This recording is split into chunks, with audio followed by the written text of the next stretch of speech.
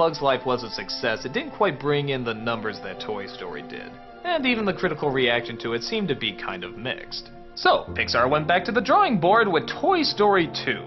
I don't think people really knew what to expect with this. I mean, it's a sequel to a film they really liked. And seeing how this was a new production studio, we didn't know. Could they do sequels? Could they do follow-ups well? A lot of sequels are usually not as good as the first one, so people were kind of nervous, but at the same time, they were excited to see their favorite characters again.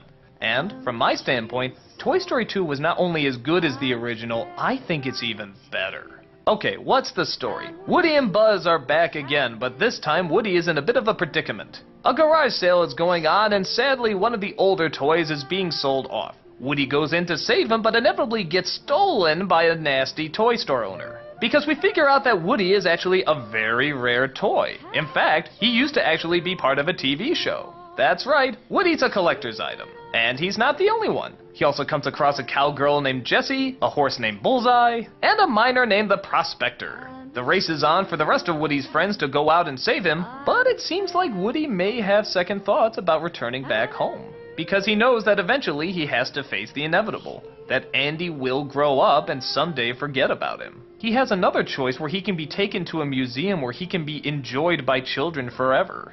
People would come from all over the world just to see that he exists. And it's great writing like this that once again makes Toy Story great. Yes, there is kind of a villain in this movie with the toy store owner, and yes, even another one that's eventually revealed. But again, their motivations are understandable. It's just the fact that they want to force their point of views on other people that ultimately make them kind of bad guys.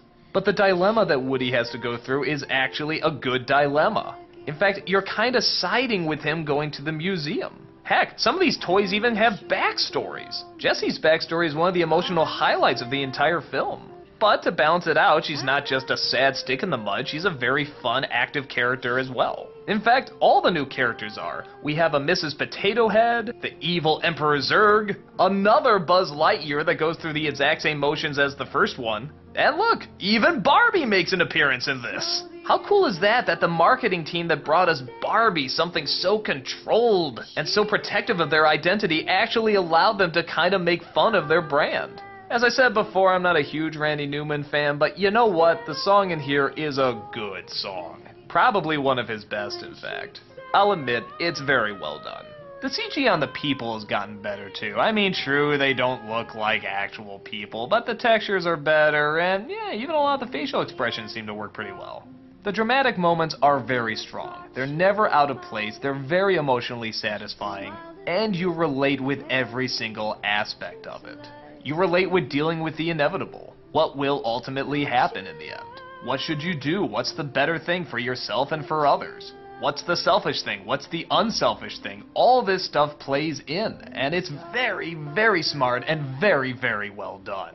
Just when you think something like Toy Story couldn't possibly get any better, they surprise us with this very well-told, well-written, well-developed, interesting continuation of a story, not a rehash. It's clever, it's funny, it's dramatic, it's visually interesting, it's musically interesting, the characters are wonderful. I've gone on about it long enough. See it if you haven't already.